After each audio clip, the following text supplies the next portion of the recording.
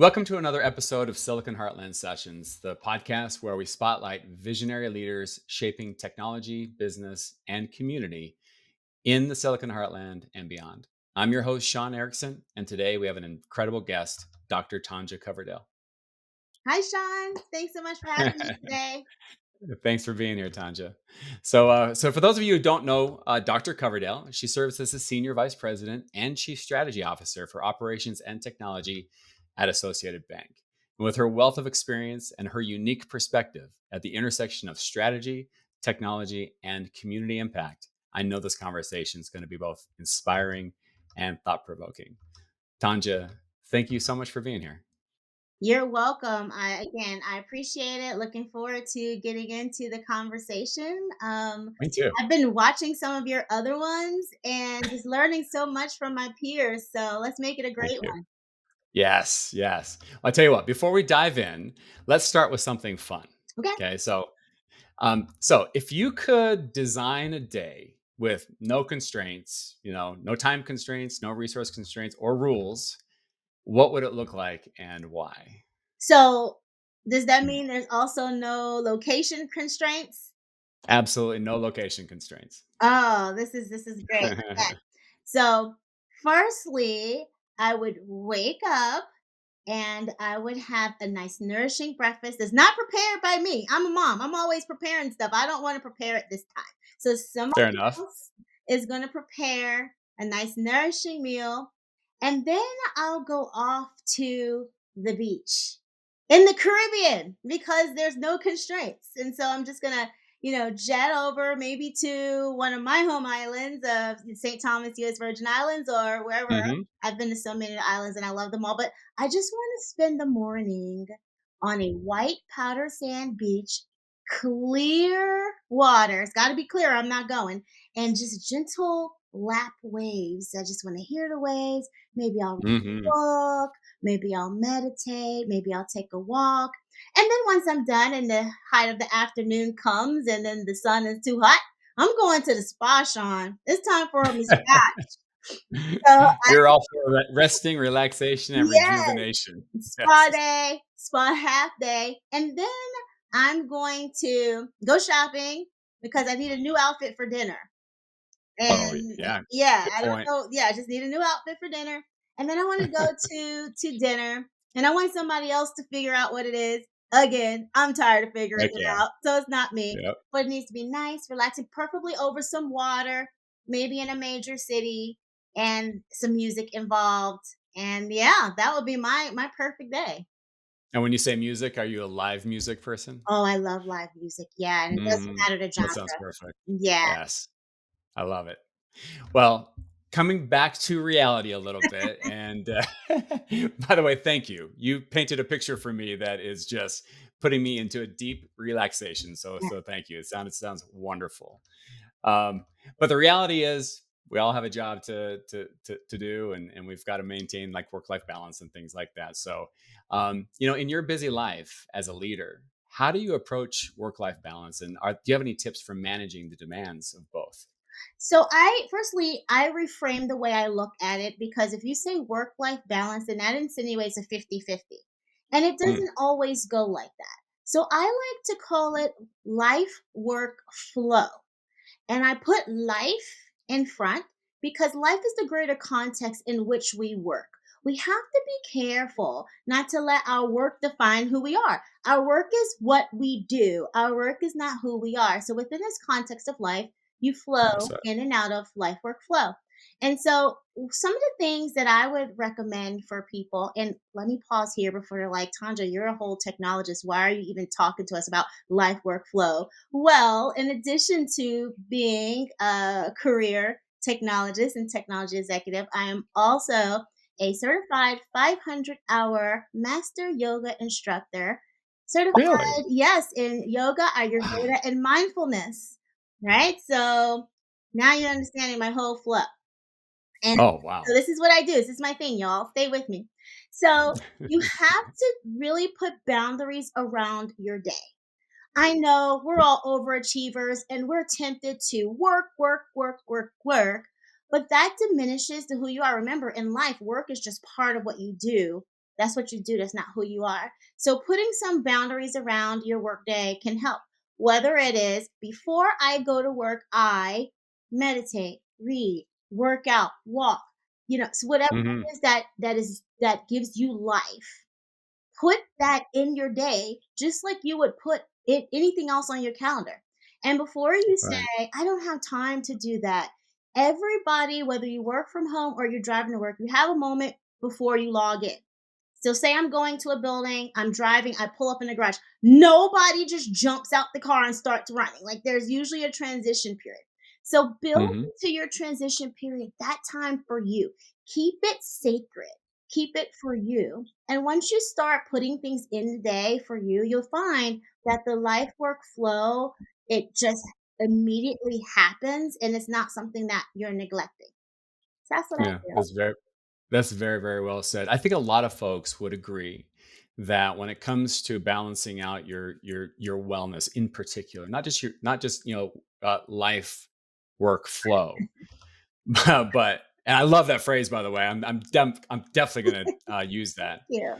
Um, when it comes to maintaining your own health, you know, in my mind, and I think you would agree based on the description that you just gave, is that keeping it sacred means having the discipline to carve out that time every single day. And, it's easy in concept to say, hey, you got to do yoga every day. You have to go to the gym every day. You have to drink this amount of water every day and things like that. Those kinds of things are easy to understand conceptually.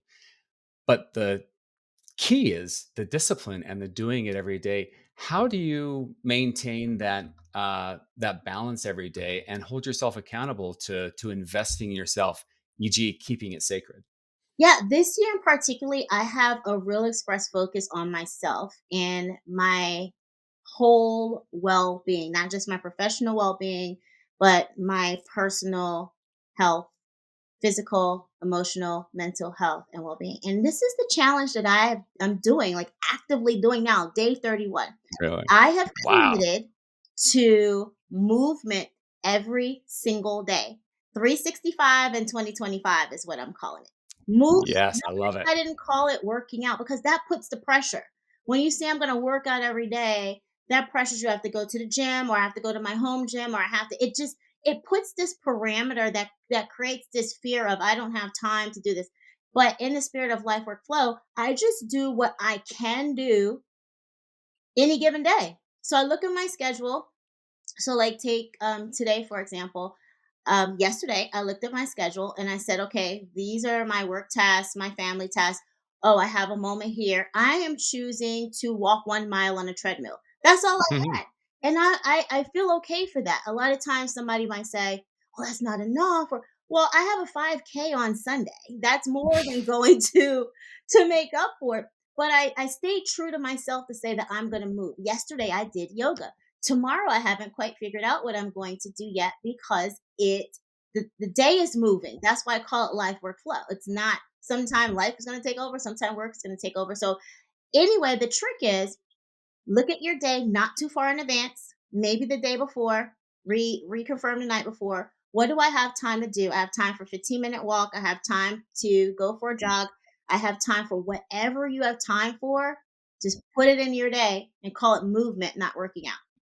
I love it. I love it. Those little changes you can make in the narrative that goes on in your head really make a difference in terms of whether you're feeling self defeated or you're feeling empowered and and motivated. It kind Yeah, of reminds me. add Yeah, go ahead. like 31 days in, I've done it all. I've stayed done it every day.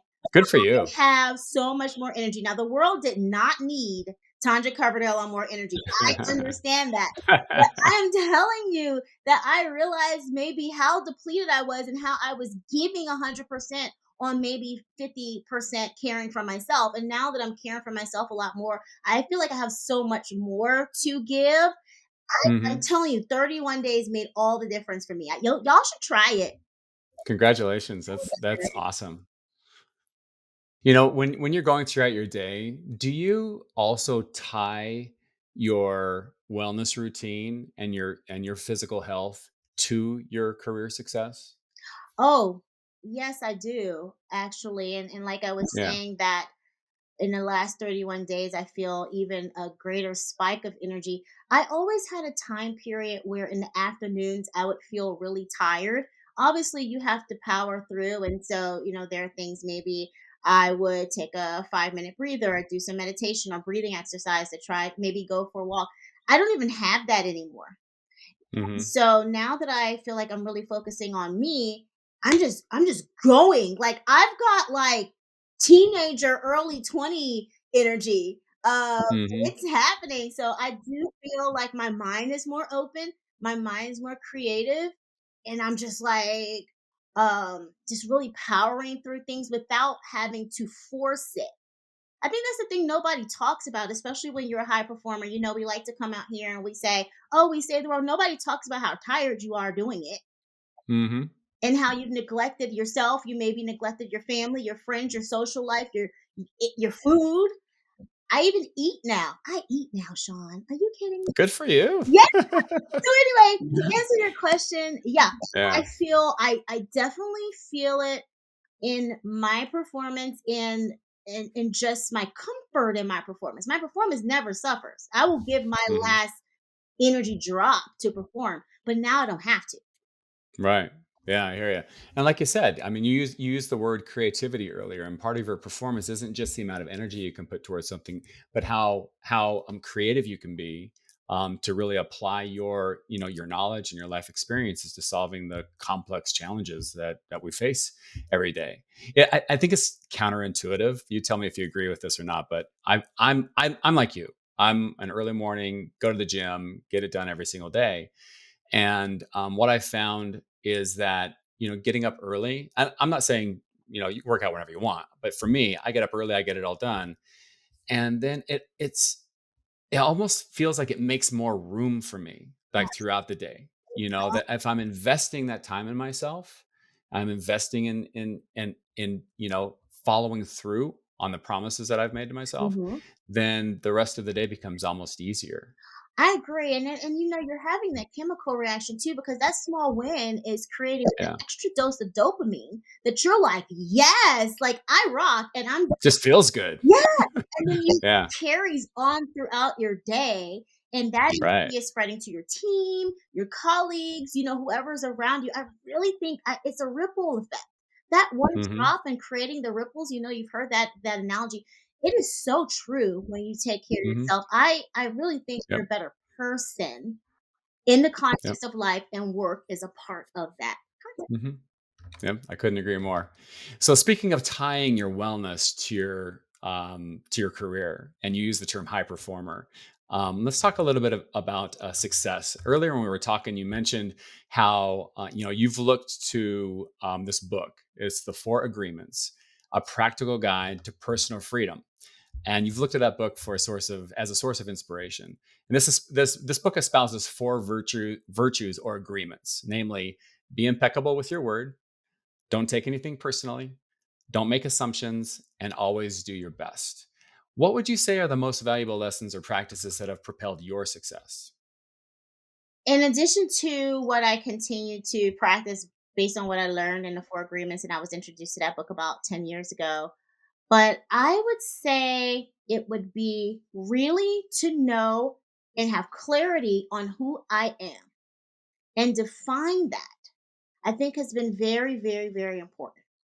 And here's why. First of all, from a young age, we are constantly being told who we are by our parents, by our teachers, Hmm. well-meaning, right? It's well-meaning, but we are born and we're programmed with what our others' expectations are for us. And a lot of times we take that on for ourselves, whether that's really who we are or not. If it is in alignment, you're fine. If it's a misalignment, then that causes a lot of conflict within yourself that you're trying to resolve, and that's draining your energy. So when you are very Yep. clear about who you are and you're saying, I am Tonjia Coverdale. And when you're saying who you are, it's not, I am Benjamin and Anna's mom. No, that's just a part of what I do because I existed before I was Benjamin and Anna's mom, right? I work for Associated Bank. That's what I do right now. So a lot of times we try to tether our identity onto other more tangible things that exist because we're trying to fill the vacuum, and we don't have the courage. We don't have the courage to dig deep enough to say who we want to be and the mark we want to make on this world. Hmm. So I say I am Tonjia Coverdale.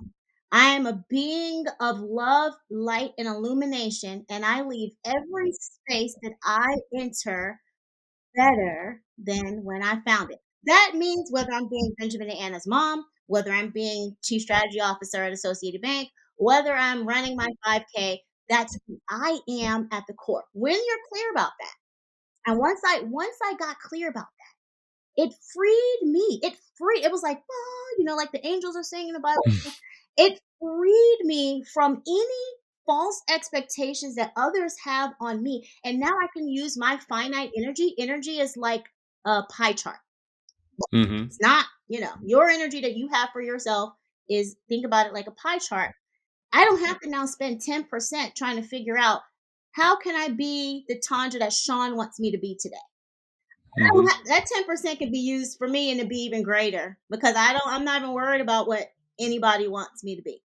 When I did that, the confidence that exudes from you when you are clear about who you are and what your purpose is and what you're there to do, your light just shines and beams so much. I feel like that has been a great propellant in my, Hmm. because I show up different. I show up more knowledgeable. I show up more I'm not worried about what you think about me and who you want me to be. I'm worried about the task at hand and what Hmm. we're here to do, and I'm confident in delivering it in my way. And Right. so it's like the fearlessness that you have to have Right. for you. I think that would be, in addition to the four agreements, what I would I love it. add the fifth one. That is so inspirational. I think so. It's so. I think it's like just maybe a part of being human that we define ourselves through the lens of what we do, and I also think that we have a tendency to. I'll speak for myself to look through negative Yeah. lenses. And you're continually evaluating where you might be coming up short and forgetting that you are not the mistakes that you've made. You are not the things that you're doing, like what you said, that you are not your job. Mhm. You're not your role in your family or your relationships and so forth. You are your whole self to begin with. And if you can put definition on what that means, then it makes everything. That's where that is where the sprouts of creativity that take root. Yeah, and you have Yeah. to be completely unapologetic and unafraid to be that. We were created uniquely to bring forth to this world us, the you that you Hmm. are. If you try to be who I want you to be, then you brought Hmm. two of me. The world already has me. We don't need two of me. Everybody's uniqueness is what makes us great. And so a lot of Yeah. times we're fearful of our own power, and we're afraid Hmm. of what will happen if we step into that. The expectations that the world will have for us to fulfill what we were brought here to do. Well said. It's almost like we're in our heads too much, and we need that beach and the yoga and the Listen. meditation and that life work flow. Mhm. Yeah, I love it. I love it. That is inspirational, Tanja. thank you. Um, what does leaving a legacy mean to you? How do you think about building a legacy, and what does that mean in your personal and professional life? I'm really curious. That's a very deep and profound question, and one that is very important to me because I always feel like my presence in every space is not for me. And I take that mission on head on, and I take that mission personally. And so what it means for me is, when it's all said and done and I leave the room, whoever's left standing in there, did I bring them? How did they get there? Right? If I leave the room and nobody in the room is affiliated with my life's work of bringing people together, educating, providing opportunities, then I did not leave a legacy. Mhm. Legacy is when your light is gone, who else keeps shining it? How do you live on through other people? Here's a real practical imagery for this. I have a candle, it's lit. That's my light. That's Mm. my inner light we were just talking about. Yeah. I meet someone, their candle is dark. I light their candle. We now have two candles. Yeah. Blow mine out. I'm gone. That was my light and your Mm. candle, And you just handed it on. and it's I still love it. there. And then the legacy is now you must pay it forward. Mhm. Bring someone else along. And you must light other candles and lives around you. I strive to be a being of love, light, and illumination in every space I go to because the legacy I'm leaving is that light. I want to free everybody from their own selves. I want to free everybody from misconceptions of others. I want to free everyone from prejudice and misexpectations. You know, I would be remiss if I don't talk about the fact that I've been in my career for 28 years in tech. Mhm. It's not a secret. It is very well known that technology has certain groups that are underrepresented in its force. Very I true. happen to be double that. I'm an African Mhm. American woman who persisted through technologies for 28 years and has amassed 3 degrees in technology. And I did It's not amazing. do that for me. I did Mhm. not do that for me. I don't do it for me. I do it for those who think that is impossible. Whatever the it is. I don't care who you are. You don't even have to be an African American woman. But if you think it is impossible, I exist to leave the legacy and to spark that light in you to let you know that everything is possible. Wow. Everything, Sean. I learned Mhm. how to use a computer at the age of 18. Okay. 18. Wow. Grown. Mhm. And now I have a career that has taken It's me incredible. all over the world just because I thought I could. And I know I can do anything.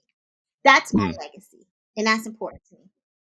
That's amazing. That is so there's so many different ways that I could, take this, conversation. Oh my gosh, Tanja, that is, it's inspirational.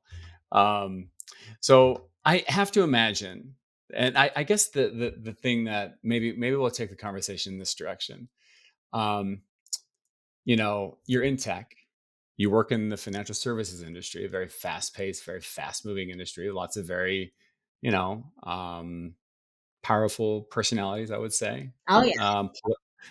Probably a very challenging political landscape as well. Um, so when you think about when I imagine you, going throughout your day, you spend most of your day doing the work of leadership, meeting with other leaders, meeting with your team, meeting with your stakeholders and your constituents and so forth, and leading them, lighting their candles, so to speak, their proverbial candles, maybe through knowledge or direction or whatever, as well as inspiration.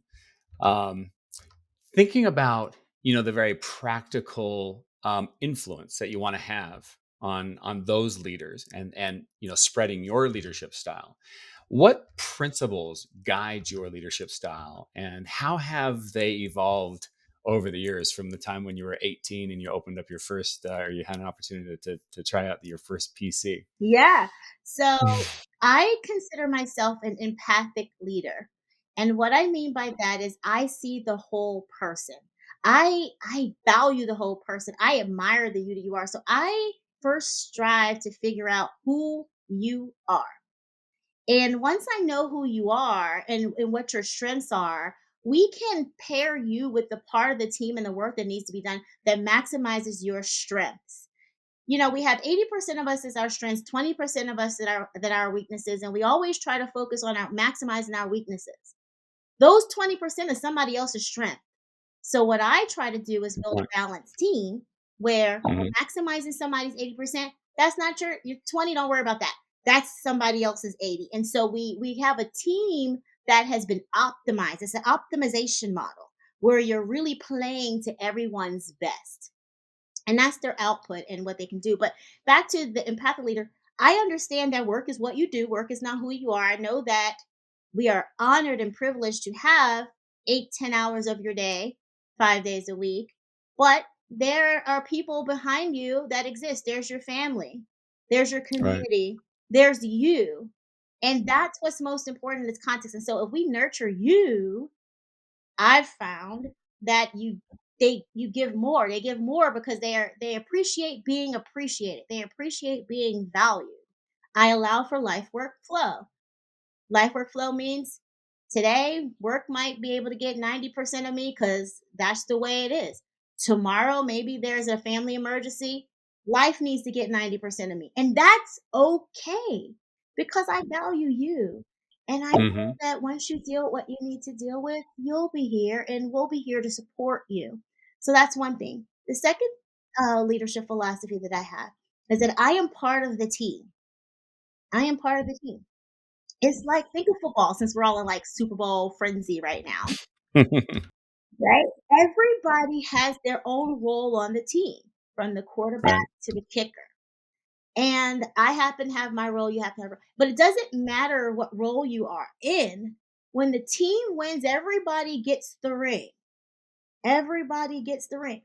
And so I don't get the ring only by myself because I happen to be in the position that ESPN likes to highlight more of my highlight reels, right? We all got it. I would not have gotten that awesome pass off, say I'm the quarterback, if you wouldn't have blocked, you wouldn't have tackled, you wouldn't have caught the ball and ran with. Mhm. So I don't see myself as bigger than the team or more important. I'm just part of the team, and so the team wins. And going putting the two principles together, 80/20 and the team mentality. If you're a kicker, I want you to be the best darn kicker you can be. In the moment when I need you to kick, I don't need you to be a tight end. I'm sorry. I don't. I don't. I need you to be Right. the kicker. If that's what you do, do that. And you can win the game. And do it well. And it doesn't matter Mhm. that you played, let's say played 2 minutes of this game. You, my friend, won the Super Bowl for us. I'm not going to devalue you because that's what you do. So I try to look at people holistically and know that no one's bigger than the team. I love it. I love it. How do you, as a leader, and looking at it through that lens, this 80/20 mentality and looking at your team and the unique um, skills and traits that they bring to the equation and putting them in the right roles so that you've got kind of this perfect model where the team is leveraging their own individual strengths and so forth. How how do you go about making difficult decisions, when we're under pressure and maybe you have to go in a different direction. Maybe there's some bad news you have to deliver to the team about a project, or maybe a project isn't going the way that it should be going. Are there any strategies that you use to stay grounded in those situations? I do. Firstly, I like to, before I even have any conversations, I like to ground it in data and facts. So, first, I Yeah. want to understand what's happening from many different angles. I don't want just one perspective or two perspectives. I want the whole entire what's going on, and I want to make the assessment for myself. Going back to being impeccable with your word, I also don't want to hear it from a third party who may or may not be conveying the full entirety of what's going on. So I try to do facts. But here's where I think my approach deviates from a typical approach. Hmm. A lot of people I know, a lot of leaders I know will just say, here's the facts, and now I'm going to go ahead and make the decision based on the facts. Now I want to understand the impact of the facts because facts without context are empty. Data without a context is empty. You can give me data. Very well said. This is the data, these are the numbers. What does that really mean for what it is we're trying to do?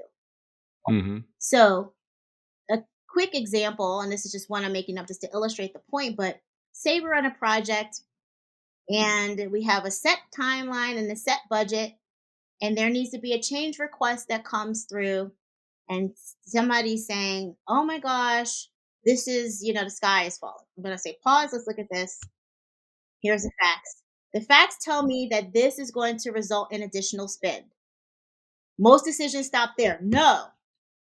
But if I can dig a little deeper and say, but if we spend X amount and that would give us an even greater ROI without jeopardizing the project deliverables, the project timeline, and we had this in the contingency, then let's go for it. So it's just I looked at the entirety of the situation instead of just looking at the facts because data without context is empty.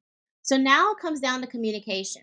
Say this is Mhm. difficult and it's something that we need to pivot on. The first thing I do is I reaffirm to the team that they did nothing wrong.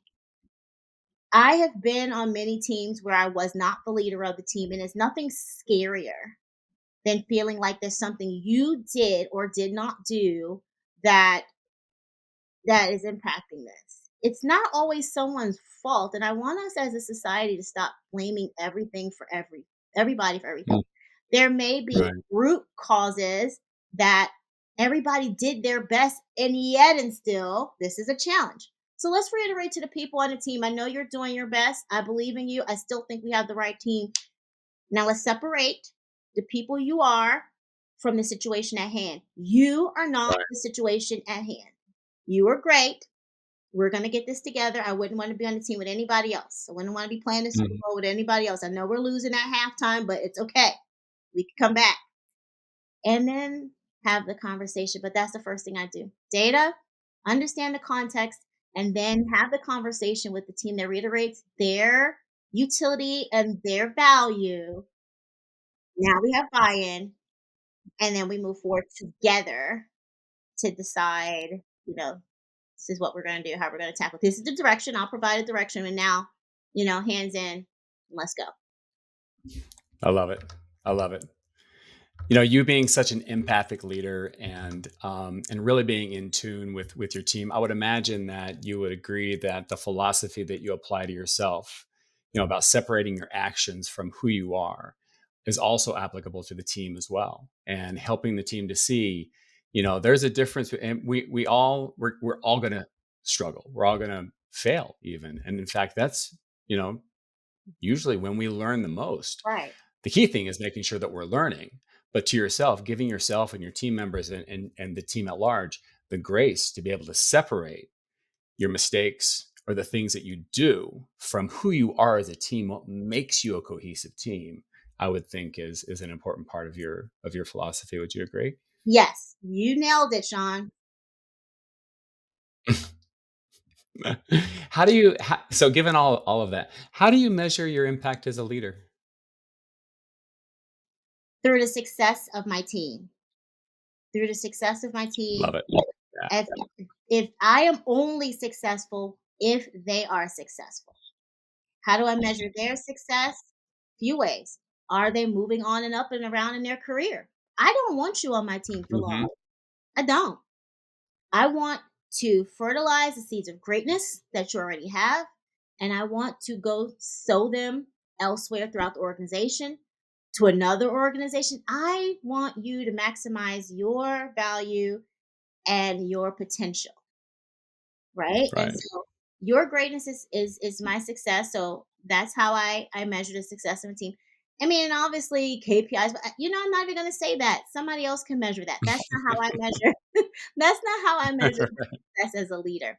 I also measure my Right. success as a leader in terms of how often are people consulting my team? How welcome are they in rooms when they arrive? Do people see them Right. like, yes, I'm glad they're here. Oh, they're adding so much value. That helps me to see how well they're doing as well. And are they good people? What's Amazing. our energy like? That's the other thing. What's our energy like? Are we cohesive? Are we supportive? Hmm. Are we fun? Are we building each other up? Mhm. Our energy, what's our vibes? I have I I have a feeling, I had a whole question about how you inspire your team and how you empower your team and so forth. And I mean, I can see you're demonstrating everything you're saying to me right now. I imagine that the way in which you inspire others is by demonstrating, and again, it kind of goes back to what you said at the very beginning. Know yourself. Yep. when you know yourself and you're grounded in yourself, then you're not afraid to be your authentic self to others, and then letting that authentic self inspire others to light candles in their spheres. Yeah, I just show up as me, Sean.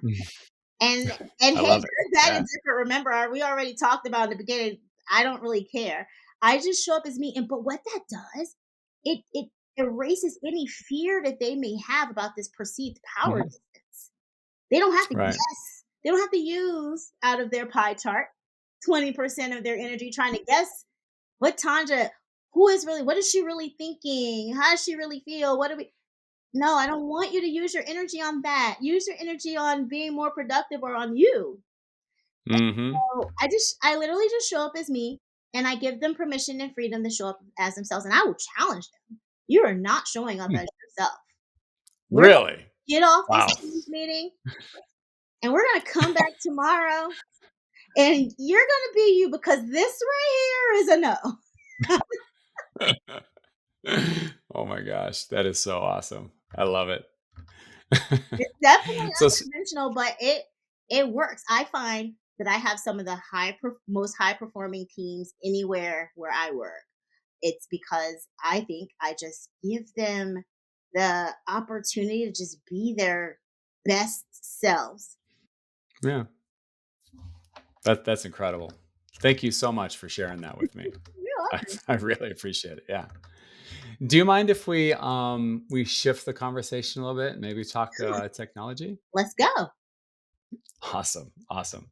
So, I guess my first question. I'm not gonna throw any buzzwords out there or anything. We can take this in whatever way you want to go. I have a feeling it's probably going to go in one particular direction, as they all do. Right. But we'll see. So, I am curious. What excites you most about the future of technology? And on the flip side, what keeps you up at night? Hmm. So I'm probably going to answer this different. You have to tell me once I Awesome. No, yeah, please, yeah. once I give my answer. What excites Hmm. me so much about the future of technology is that the way technology is evolving is providing easier access and entry points for people who don't have a technical background.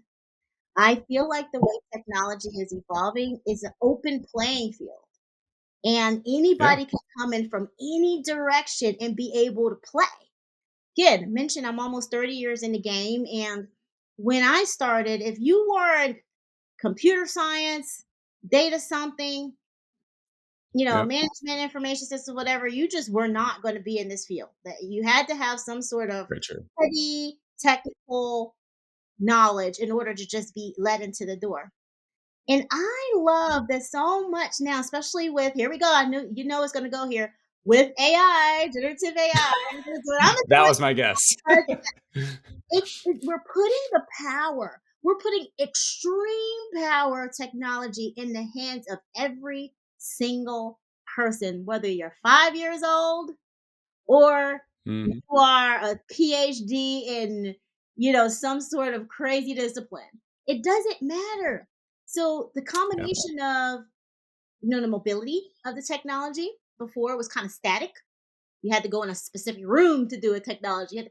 The combination of the mobility and also the way that the applications are evolving to be more integrated in everyone's life and not just a yeah. work thing opens the playing field. And why that excites me is I think that we will begin to see a redistribution of wealth in pockets that we did not yet see them before because we're allowing people to go beyond being consumers of technology and we're providing them the opportunity to be creators. That is awesome. And yes, I did, and I figured you'd go towards the AI highway, but I didn't anticipate you taking the on ramp that you did. So that's a very optimistic view. I think what you're saying is, artificial intelligence.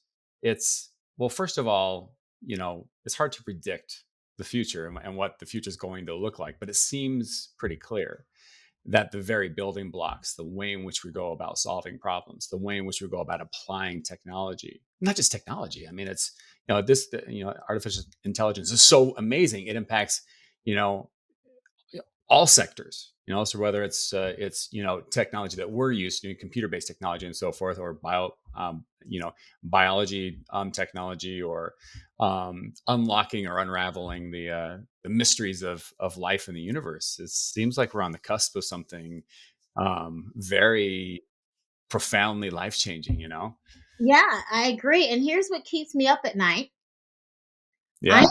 afraid that we are not going to be able to truly harness all of what it can do. I think it's evolving so rapidly, and underlying foundations aren't always there. So, specifically, I'm talking Hmm. about the underlying data foundations have been neglected for so long in many companies that the Yeah. use cases are surface at best right now. Surface at Yeah. best, beyond prototypical models that people are building, and but in terms of real life application, the use cases are they're trivial.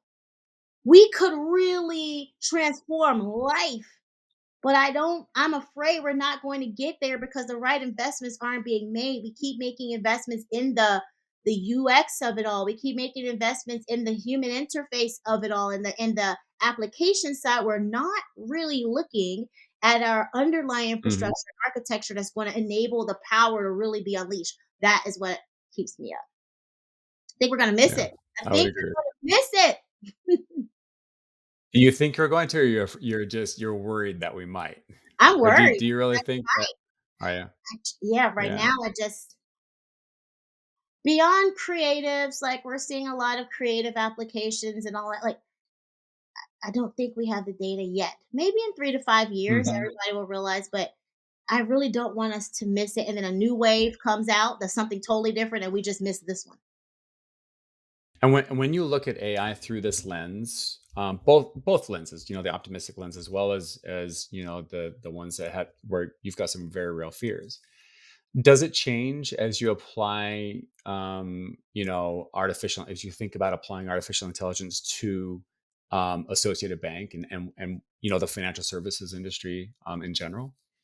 No, I think that we're right on target in the banking industry in terms of Hmm. surface use cases kind of work for us because we are a heavily regulated industry. We have to be very careful with how deep we're going to go with these models. And so a lot of the models that you Yeah. see coming out of our industry right now are based on workflow efficiency, whether it's for a line of business, for our developers, DevOps, Yep. DevSecOps. We're seeing a lot of things that are going to propel us to be better workers. And I think that works. I think that's perfect for us right now, especially while the regulators, I mean, I'm Agree. glad they're there, and I'm glad that they are protecting our use of it. So I think where we are is perfect for the industry that we're in. But other industries, I think, have opportunities to scale up more exponentially. And I think Hmm. they're this is like some of the more creative ones. I do think though there's opportunities for us to eventually move into more customer facing applications once the Hmm. technology is more mature and there's more confidence in it.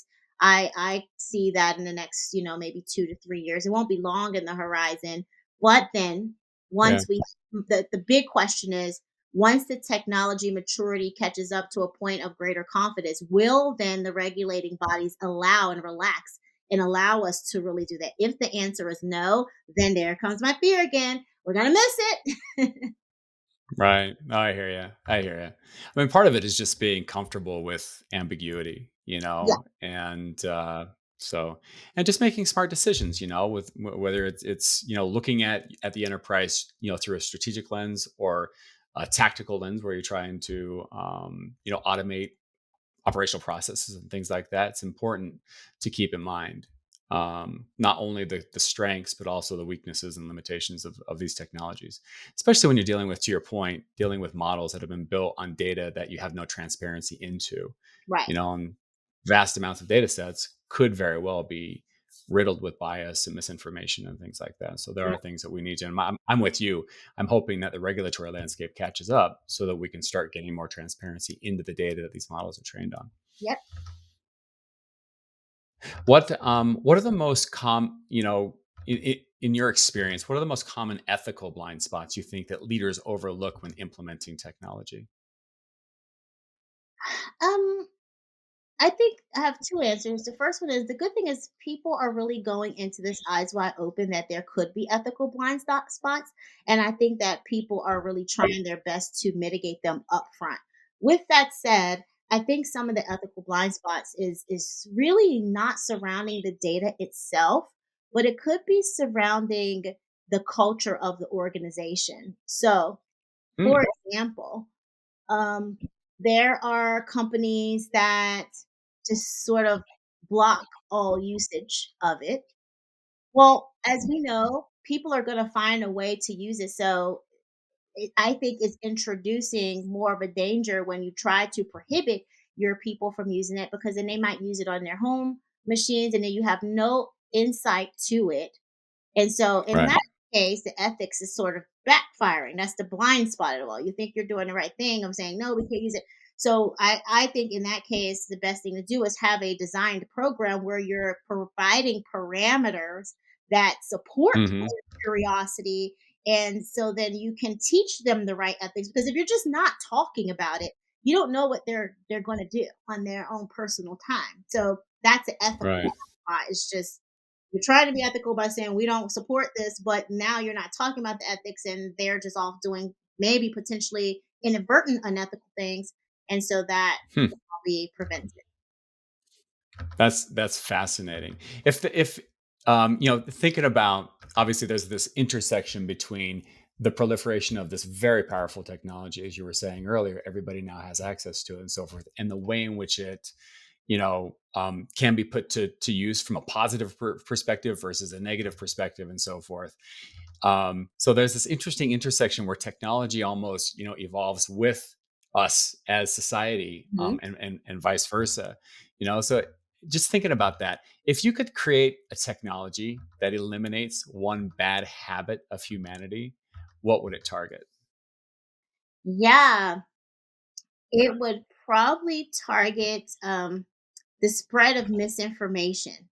I would want Mm, like an yeah. automated fact checker, and not even to say this is wrong. I want the fact checker to say what's right. Like, so just and I feel like Gen AI can maybe do that one day. Like if somebody says something online or whatever, it's like, nope, this is wrong, and here's the right answer, and here's the source of it. Hmm. Just so that we can Right. just please stop the spread of misinformation because I think Yeah. it's more than just misinformation. A lot of times it can destroy people, communities, and societies. And so I definitely would want that. A close second would be I would probably undo social media. Wow. No kidding. I would undo it. That sounds good. I Yeah. would totally undo it. And not stuff like LinkedIn. Like I kind of consider LinkedIn as like a hybridy, like maybe it'll be I scaled was going to back. ask you that, including LinkedIn. No, it doesn't include LinkedIn. I know, but I would just not allow some of these things. I want us to somehow, Yeah. in a way, go back to interpersonal interaction.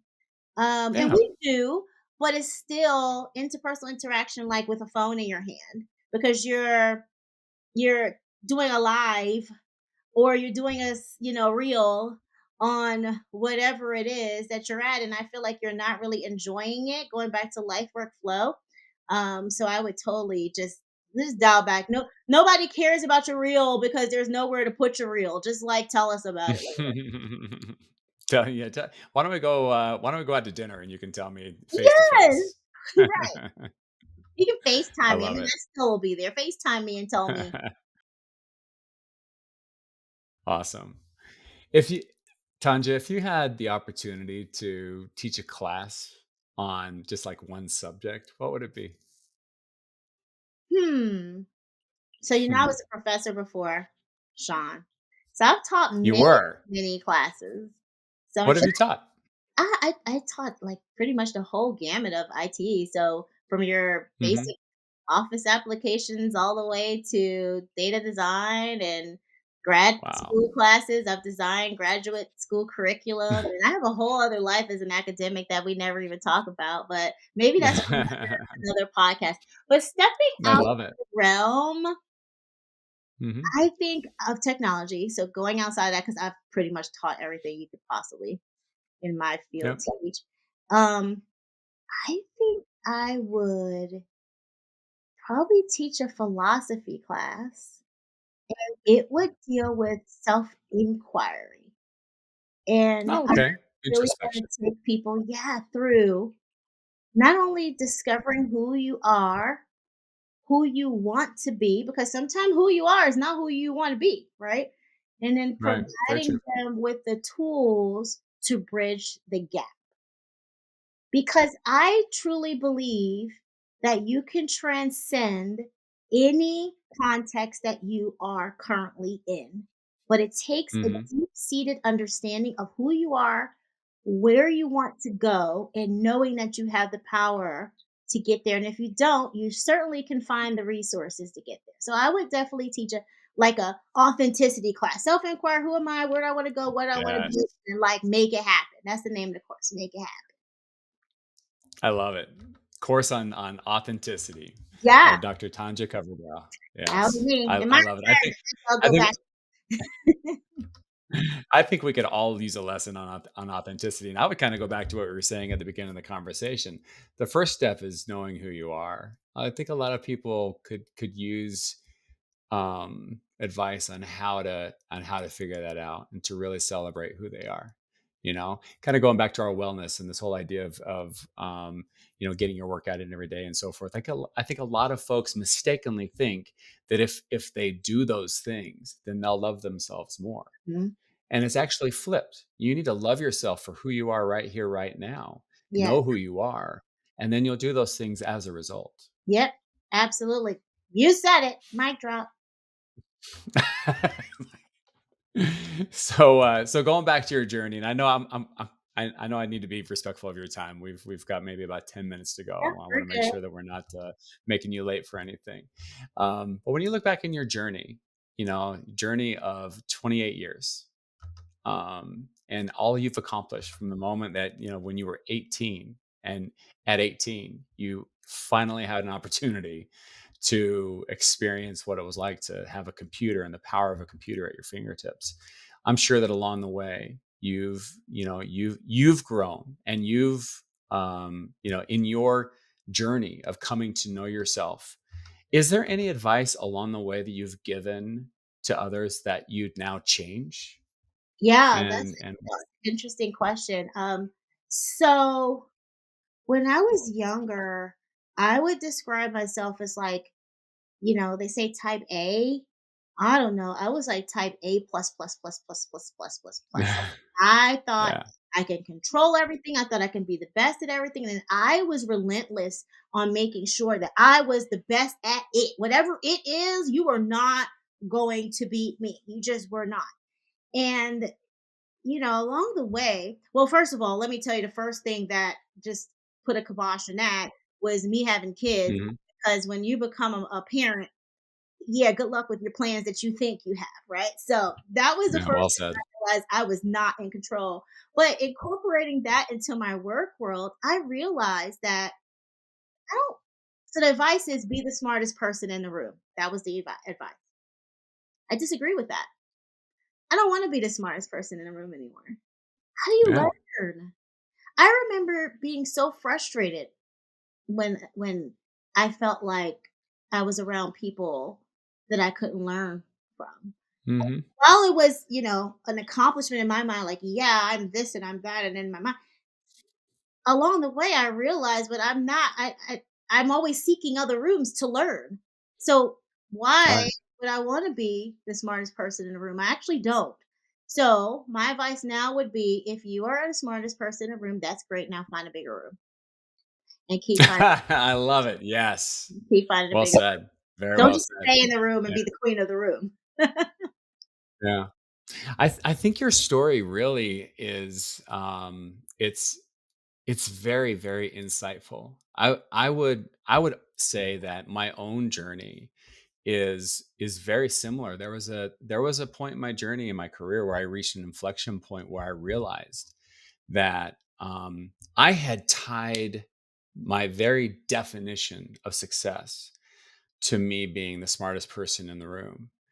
And when you do that and you realize time after time after time after time that you're not, it just eats away at your confidence. And again, it comes back to the very first thing, knowing who you are. I wasn't, my leadership style and, my day to day wasn't being driven by me being true to who I was. I had an inaccurate, you know, uh, idea as to what success was, and I was almost, I felt like I was living a lie, and when I figured that out, things started falling into place. So thank you for that. I think that's a story that everybody can really resonate with, because there's going to be times along our journey where we all are faced with the, am I being true to myself? Yeah. And do I know myself? Mhm. And how do first of all, how do I know myself? And number How do you 2, how do I find make it? sure that Yeah, I'm how act do you and there's yeah. actionable steps that I do recommend for people to go through Mhm. to try and put that blueprint and how do you find yourself? So there are many ways. One way I say is to think about your core values. You know how a company has a mission, a vision, and core values? Do that for yourself. I run myself like a company. Mhm. Mission, I have a vision, I have core values. Yeah. That is who I am. And so when you go to any company and if you're converse to their mission Mhm. and vision, they're not going to change their core value because Tanja doesn't like it. They're like, well, you know what? You can go somewhere else. And that's how we need to be with ourselves. This is my mission, my vision, and my core values: empathy, integrity, and Yeah. there's a whole list of them. I don't change that for anybody. And once you know that, Mhm. there's a conviction. And everybody knows it. You just haven't sat down and thought about it. Everybody has something that they stand on. But calling it Mhm. out and bringing it forth and making it known to others is the who am I? Right, right. And if I'm ever in a context That's that's going to make me go against any of my core values, and I know that that's not the context for me, and I'm so okay with it because the flip side is, well, Tandra, do you want to lower your integrity? Do you want to not be empathic? No, the answer to that is, do you want to be an authentic? The answer to all of that is no. So now that I put these in mhm. words, makes you feel better about saying, it's me. Right. And it's especially impactful when that narrative in your own voice, in your own words becomes so real that in the moment when it matters, like when you have conflict that you have to deal with, or maybe you're being asked to do something that isn't in alignment with your values, or maybe you're just feeling insecure. It could be as mundane as you're going throughout the day and you're just focusing on the wrong things. Having that mission statement, that's when it counts, being able to draw on that and going, hey, this is who I am. Forget the other stuff. Am I living my values? That's the most Mhm. important thing. And those are the things that I agree with you. Those are the things that can pull you up. Because we all have moments where we're kind of down. So Yeah. And just put it out yeah, there very and very yeah. very inspirational. Yeah. Thank you. Well, Dr. Coverdale, thank you so much for sharing your insights, your wisdom, and your experiences with us today. From your thoughtful reflections on leadership and legacy to your perspectives on ethical innovation and fostering creativity, being a light in the world and lighting other people's candles. This has been an incredibly inspiring conversation. So thank you so much. I will say this: I am honored to include you in my tribe of mentors. And your words are undoubtedly we're going to resonate with our listeners and leave a lasting impact. So before we wrap up, I know I've only got a couple minutes and I promised you we would get done on time. Yeah. Before we wrap up, is there one final piece of advice or encouragement that you'd like to leave with our audience? Yeah, I would. I know I talked a lot about being yourself and finding yourself, and a lot of questions that I get all the time is beyond how do I do that? Now that you found yourself, what if the self that you are doesn't resonate with people around you and it's that fear? I would encourage you to persist in the face of fear. The you that you are is more than enough, more than Hmm. great enough, more than anything Don't let anyone diminish who you are and the you want to be. Persist in the face of fear. And I am telling you, doors will open up. The last piece of this is, if you don't shine your light, you don't shine your light, because when you're not yourself, your light is like a flicker. It's a little flicker. If you don't light beam it and shine your light, how are people going to see you? How do they find you? They can't see So well you. said. Thank you, Tanja. That is so inspirational. This is awesome. So, Thank hey, I just want to take a moment. Yeah. I just want to take a moment to thank our listeners for tuning into this episode of Silicon Heartland Sessions. And if you enjoyed today's conversation, please subscribe, leave a review, share this episode with your network. You can find more episodes wherever you listen to podcasts, and be sure to follow us for updates and behind the scenes content. So, until next time, stay curious, stay inspired, and keep pushing the boundaries of what's possible. I'm Sean, and this has been Silicon Heartland Sessions. See you next time. Thanks, Tanja. thank you.